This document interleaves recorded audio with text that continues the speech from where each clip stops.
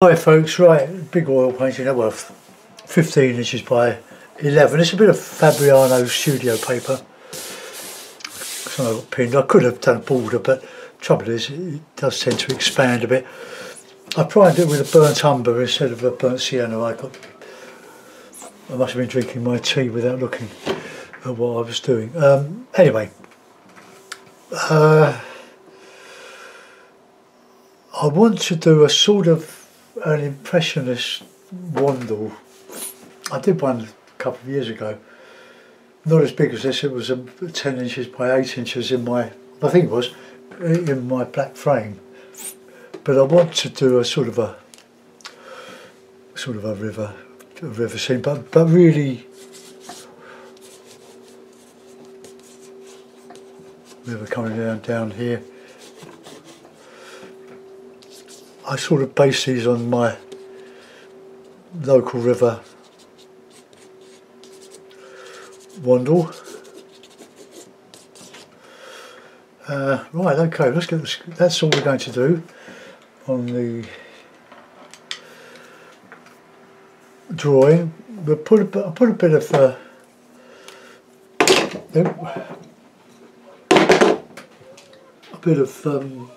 blue in the background. Trees, distant trees.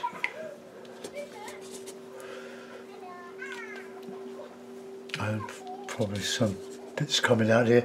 Looking one way up our river Wandle on a bike ride. This won't look like the Wandle, it'll be a complete abstract of it. Right, okay, bit of oil, plenty of oil. Let's get some sky in. So let's just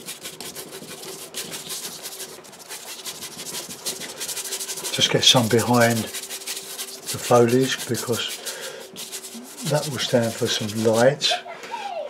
Okay, I've got some toweling.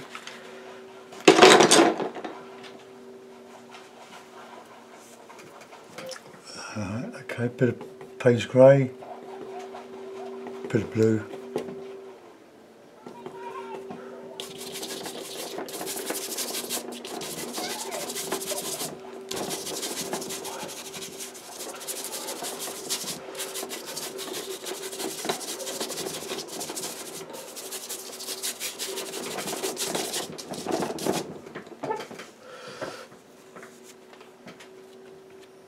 A bit of that cad, or that red ochre in the sky.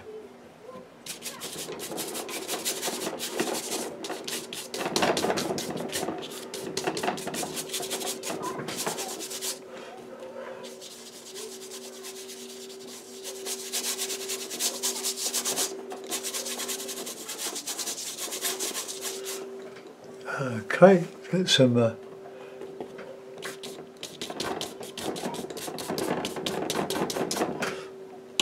I'll tell you who's had a great influence on me. It's on the British Impressionists on Facebook. Is Andre Palette, a British artist as far as I know, but he paints so simply, but everything is there. There's hardly any detail other than an impression of detail.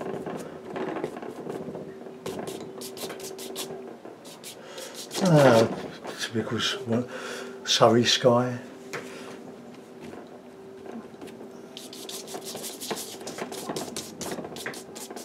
I want to do my tree like that, or my trees. So that'll do for the sky for the moment. I know a lot of you follow me for watercolours. I think give up because I do a lot of oils now. But I must have at least 1,500 videos demonstrating my approach to oil painting.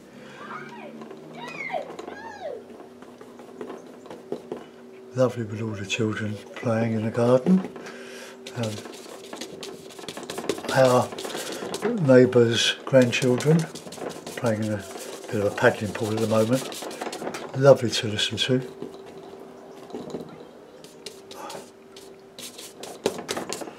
Oh, let's get a bit of that in there. Right, let's get in some nice foliage here. So we'll start with plenty of dark, bit of red, bit of oil. If you're going to paint light, you need to put something dark in.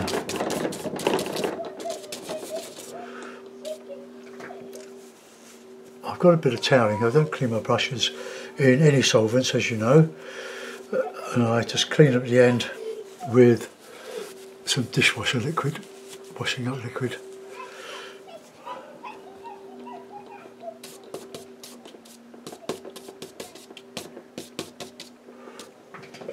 Okay,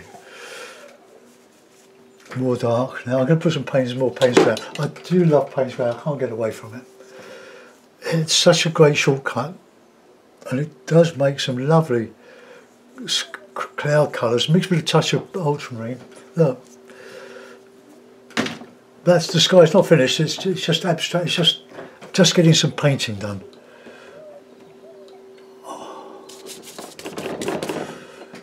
Now, burnt umber is a very useful colour, although I don't use it a lot. I forget to use it on sandy scenes, but it's brilliant. And Constable, now that I'm comparing myself with the great master of the 19th and late 18th century, I've seen loads of his work, his big 6-foot paintings and the sketches that go with them. The sketches are better than the, well, matter of opinion, but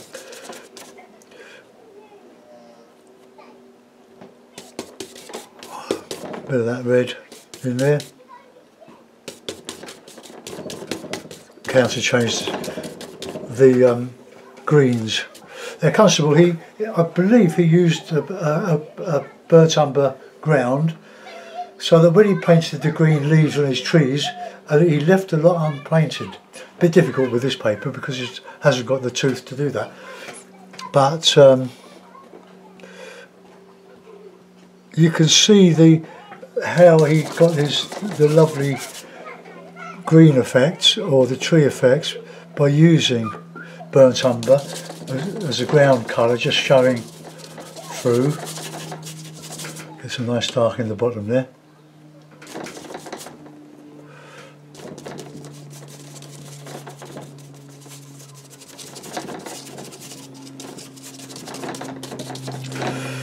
And then we'll start getting, let's get a bit of blue in there.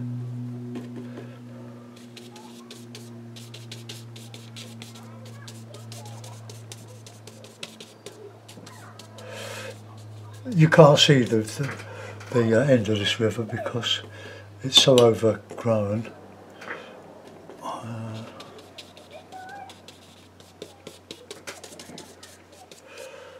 But why I'm doing this one is somebody picked up on the one I did earlier, well, a couple of years ago, the abstracted Wandle, and he just loves it. He's also a friend on Facebook and in the Von Ranson Disciples Facebook page and British Impressionist page. Right, okay, let's start building up some.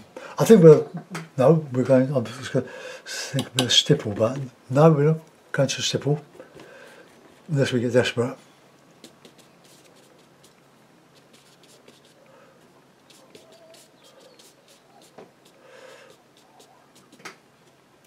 Yeah, he really likes it, and it's funny how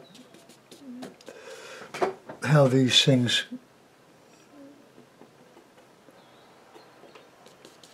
affect the viewer.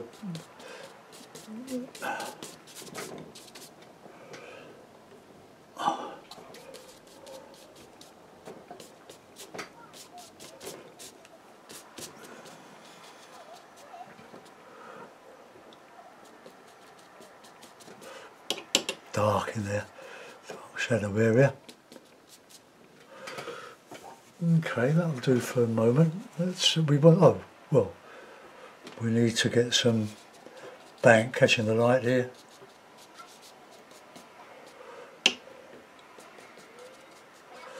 Paint's grey, cadmium yellow pale, gives great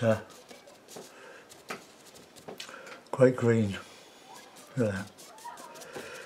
I tend not to use a lot of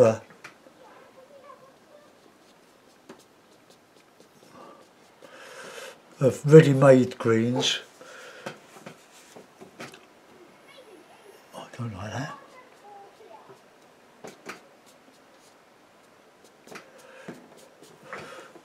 Just try to create that impression. Now the light, most of the light is going to be on this side, so let's just get in some.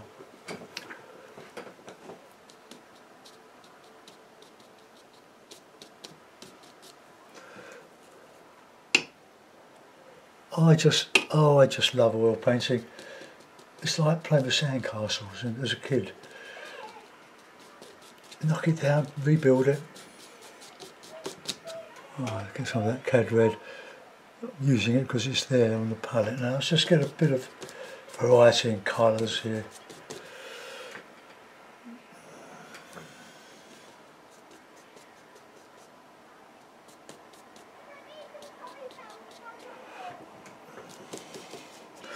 Right, get the darks in there. Payne's grey and cad red.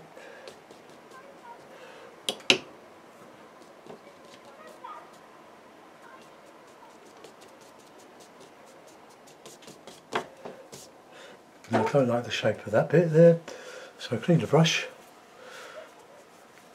You'll get your hands mucky, but it's better than getting a bad chest.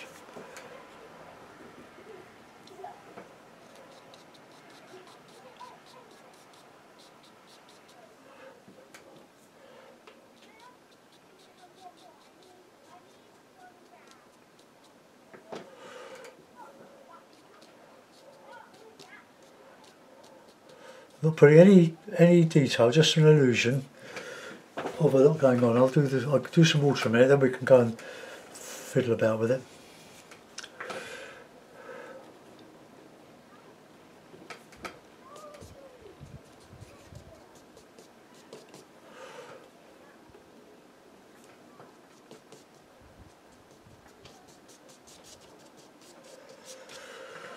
Get a bit of shadow in here.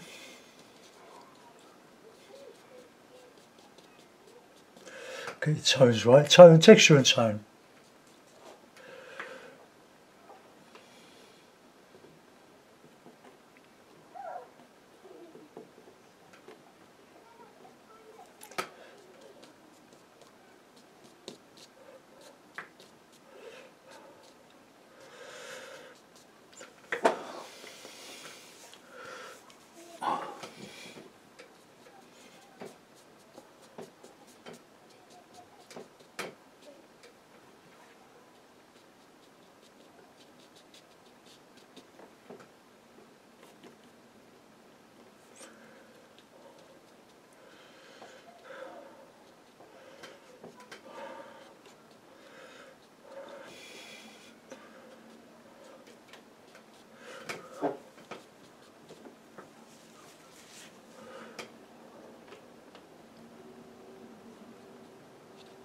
Catching a bit of light in here.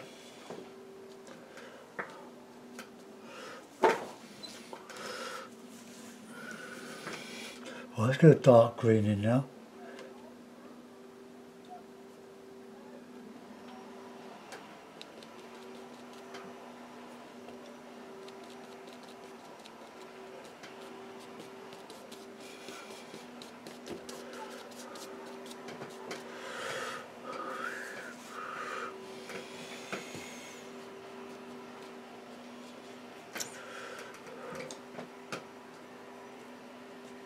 Sort of reeds going up there. Right, that's a bit in that background and that water.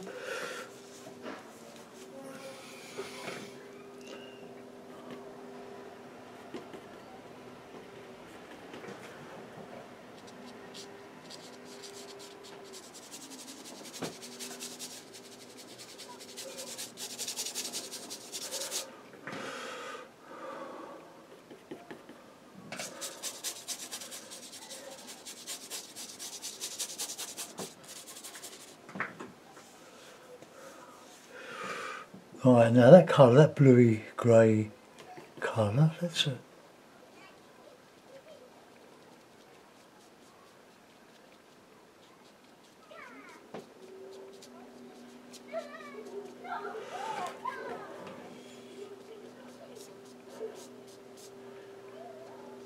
soften.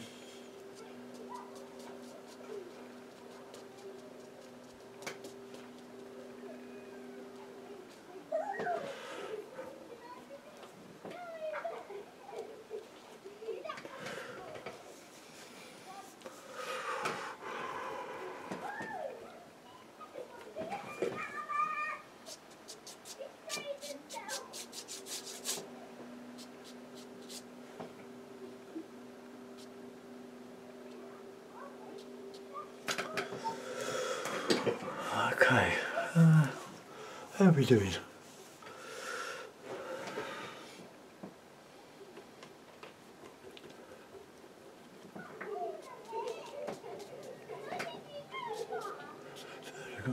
Kids are having a great time next door.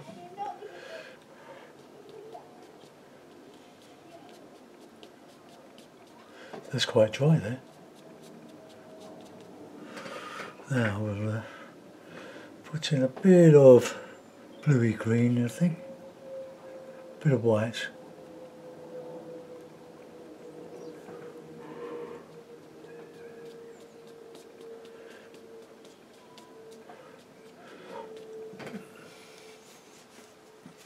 Right, let's get some dark in there.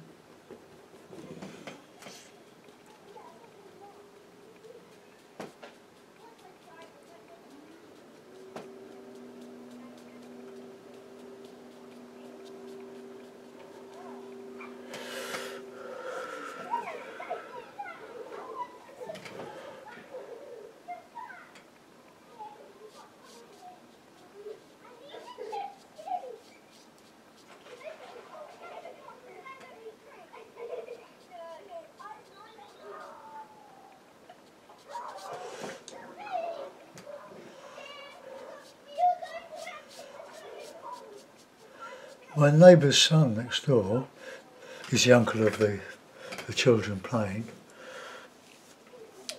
Is an art teacher down in Falmouth. Soften that. We'll have a little bit of light coming through. Just soften that a bit.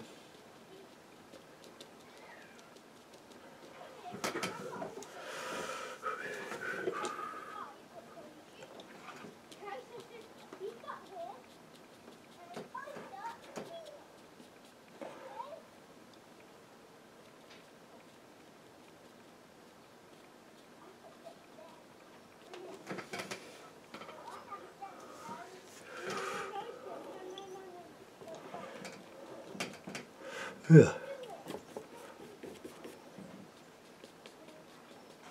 So we'll put a bit of shadow back in there.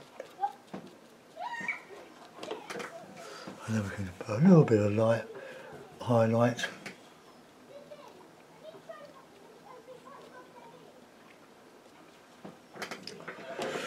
Okay, there's a bit more dark green. A bit of red in there.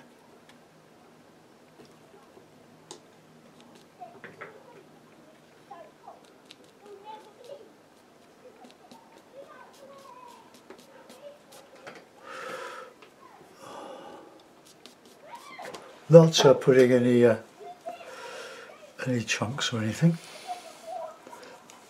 In this sort of painting, they're not really necessary.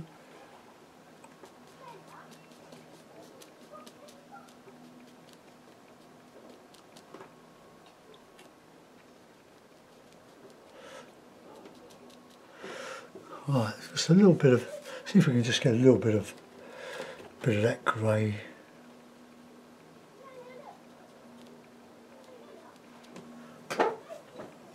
Might look a bit mannered.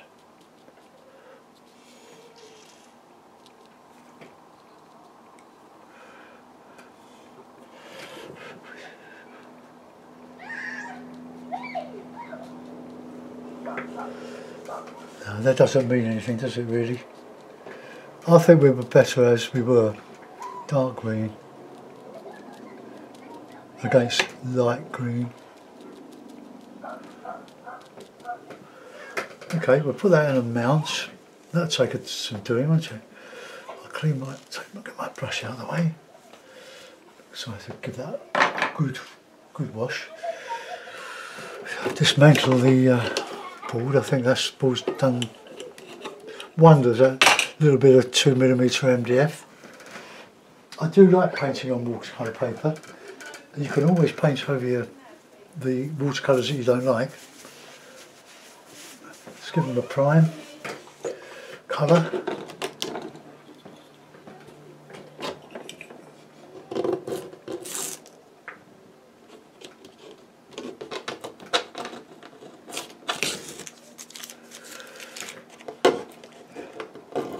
This pinning the board to the board, or the painting to the board, came from Barry, one of my long-time survivors, and he came up with this idea. I never even thought about it. There's always been a problem, but the only problem now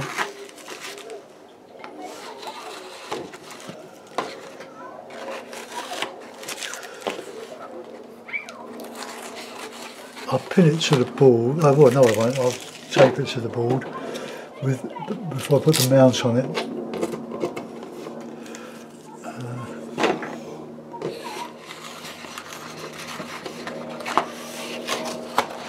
Okay, let's just take that off. What I'll do, because I've got some dry bits, I can put a bit of masking tape on them. So turn that round. Get some tape. Oh, but I'll keep it for the moment. Otherwise, it'll just fall down. So I'll get.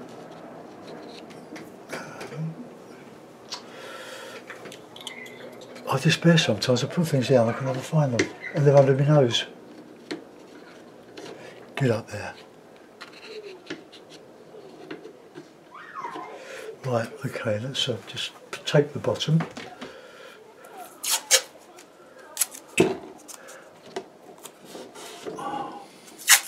Just to hold it flat while I put it in the mount, and you can see we'll have a look, see what it's like. But I do like a simple approach. I've done all the detail stuff, and now I just try to create the illusion of it, which is just as challenging. But after all, we're trying to create a painting that somebody else might like. They might even change their way of looking at things. That's right, there's my mount. Put that on there.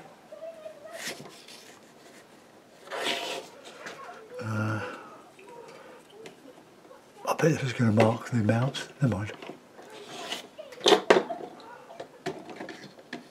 Okay, well there we are. There's an oh, let's just lift the camera up. Then you'll be able to see it all. There we go. If I lay that down a bit, ooh, oh, okay, that's a better view, isn't it? Because